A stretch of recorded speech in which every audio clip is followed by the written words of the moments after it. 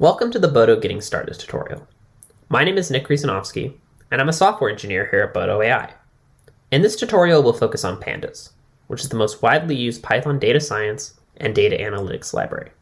With a few easy examples, we'll show you how you can use the Bodo Cloud Platform to harness the extreme performance that Bodo brings to Python analytics applications. First, we need to create a cluster. For the purposes of this tutorial, we're using the Bodo Cloud Platform. And while Bodo can run on any number of cores, for ease of demonstration, we're only going to use 4. To be specific, I'm using a cluster of 2 C5X large instances, each with 2 cores, so overall we have 4 cores. Now that we've created our cluster, we can attach a Jupyter notebook to this cluster to run our Pandas examples. To see this process in more detail, you can check out our Bodo Platform demonstration video. To begin, let's generate a simple data set and write it to a Parquet file. The size of this data frame in memory is approximately 305 megabytes, and the size of the written Parquet file is 77 megabytes. This code generates 20 million rows in just 2 columns. Column A is a column containing keys with 30 possible keys. Column B is a range of numbers to show the data chunks more clearly. This is the data where column A has values 0 to 30, but of course it's truncated because it's pandas, whereas we see B has values 0 to 20 million minus 1. Now let's look at a simple example, which we'll use throughout this tutorial, and it's written in Python and Pandas. I'll run it while I explain what it does. This example loads the table by reading the Parquet file, and then it groups by the key column A, and computes the sum of each group, finally printing the maximum value of the group's sums. Now let's run it with Bodo in parallel. To do this, all we have to do is add the Bodo JIT decorator to this function, and Jupyter allows us to run it on a cluster by adding this px magic line at the top of the cell. If we run it,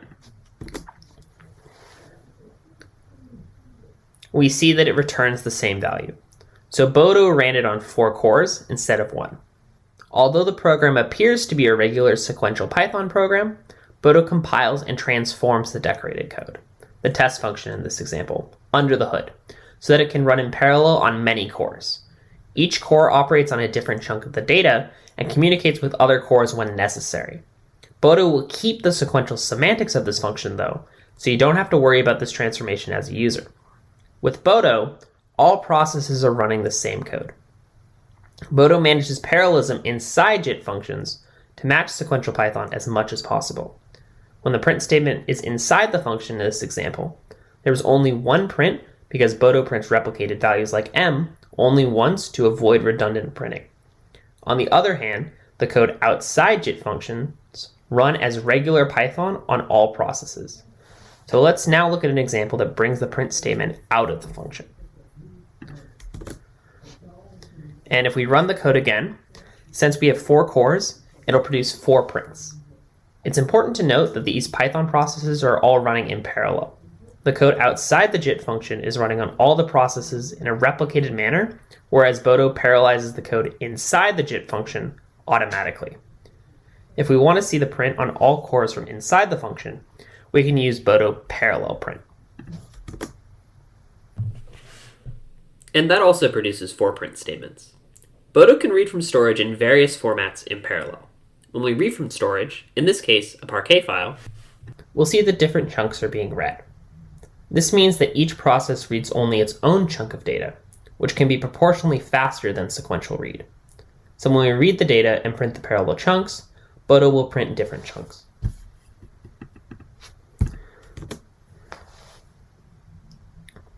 In this example, we just load the data and print the data frame. Looking at column B for core 0, we see that B goes from 0 to 5 million. At core 1, B goes from 5 to 10.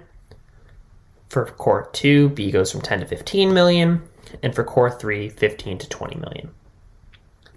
Bodo parallelizes computation automatically by dividing the work between cores and performing the necessary communication. For example, the group by operation in this next example needs the data of each group to be on the same processor. This requires shuffling data across the cluster.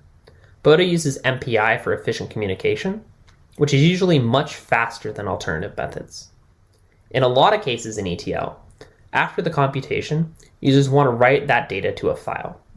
Bodo can write data to storage in parallel as well. In this case, each core has a different chunk of the Parquet file. So we're going to run that example. And then afterwards, we're going to read the result just to verify that the write was successful.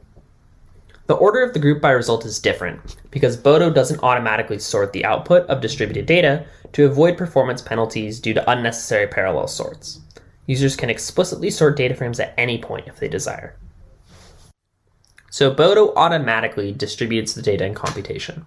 Sometimes, however, you may want to specify the distribution of data. We'd usually do this when Bodo functions interact with regular Python. In this example, when you return data from Bodo functions, you are returning each different data chunk into regular Python out of the JIT function. Because the Python code is replicated, the safest way to do this with Bodo is to return all of the data to Python. As we can see, each process has the full data set. Also notice that if we scroll down to the bottom, Bodo warns us that it couldn't find parallelism for this function. This is because we returned a distributed data set to regular Python. So Bodo realizes that this requires df2 here to be replicated, and that requires df to be replicated as well. So it makes each data frame replicated to match the Python semantics, and warns us that this return data frame to Python needs to be changed if we want parallelism. If we want to return chunks of distributed data to Python, we can do that using the distributed flag. So we just add this flag to the annotation, which tells Bodo to return this data in a distributed manner to Python. In this case, we see that Bodo is able to distribute the data while returning it. Each core has different chunks of the data, and Bodo no longer gives us the warning from earlier. Now let's benchmark some code on these 4 cores. While we can run Bodo code on thousands of cores, it's usually useful to benchmark on a few cores with smaller datasets to see the performance properties of the program. Let's run the regular Pandas code first, and you'll see we have a timer before the group by and a timer right after this max reduction. This is a very small benchmark with just 2 operations, so it took only about 0.38 seconds in Pandas. Now let's benchmark the same thing in Bodo. We see that it took about 0.16 seconds, and that's a bit more than a 2x speedup. Note that we're getting the parallelism benefits, but not sequential optimization, because there are no optimization opportunities in this benchmark. When you want to benchmark Bodo, you should always put the timers inside the Bodo code, enclosing exactly the code you want to benchmark. This is because if you put the timer outside the Bodo code, you're timing the compilation as well, which is usually not a good way to benchmark Bodo. This compilation time can go away when we cache the code, which I can show by doing this cache equals true annotation to our JIT function. Now, if we want to run the same code multiple times, Bodo is going to reuse the binaries across calls, and we're not going to endure that compilation time anymore. Additionally, usually actual production code runs on much more data as well, so the compilation time is not significant compared to the execution time. Finally, even without caching this code, if we're calling the same function repeatedly, compilation happens only once. If we rerun the same exact code, Bodo doesn't need to compile it again. Now let's benchmark something a bit more interesting. Here we modified the same example and added 3 user-defined functions instead of just returning the sum. Let's say I'm trying to create features for an ML algorithm, and I want to count the number of 1s, 2s, and 3s in each group. These types of UDFs are important for simplicity and flexibility in ML algorithms.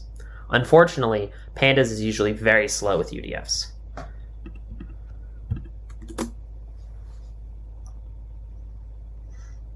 As we can see, it takes Pandas a little over 3 seconds to run this example. To avoid these overheads, programmers unfortunately have to avoid such UDF calls in Pandas. In the case of Bodo, however, even without parallelism, the compiler is able to optimize these UDF calls. As we can see with Bodo, it takes about 0.95 seconds to run this example, which is a little over a 3x speedup when compared to Pandas. Now if we add in parallelism, it gets even faster. As we can see, it takes about 0.17 seconds to run, and that's almost a 15x speedup. Actually, it's a little more. We won't go over all of Bodo's supported functionality, but the documentation is available at docs.bodo.ai, where you can find what we support in Pandas and NumPy. Now I'll talk a little bit about what should be avoided for Bodo to be able to run your Python applications. This is an example of code that is not type safe.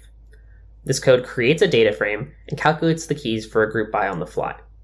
Operations like group by and join are special because their key attributes are part of the type of the output data frame. This value should therefore be deterministic and cannot be dynamic. If we run this code, we see that Bodo tells us that the group by should be a constant column / labels as opposed to this function. You can see that right here. Solving this is pretty easy, thankfully. I can just perform this key computation in Python and then run it. And then Bodo figures out what the actual output schema is supposed to be, causing no issues whatsoever. As you can see, now our code is working properly and we have no further issues. For more such examples, you can take a look at our documentation as well. That's it for this tutorial. After this tutorial, you should be able to get started with Bodo, write your own Pandas analytics examples, and perform benchmarking as well. In subsequent tutorials, we'll discuss the topics we covered today in more depth. Remember, we have new videos that'll be coming out, so please consider subscribing to our YouTube channel. In addition, please check out our website, which is the same as our name, bodo.ai. I'm Riasanovsky, and I'll see you next time.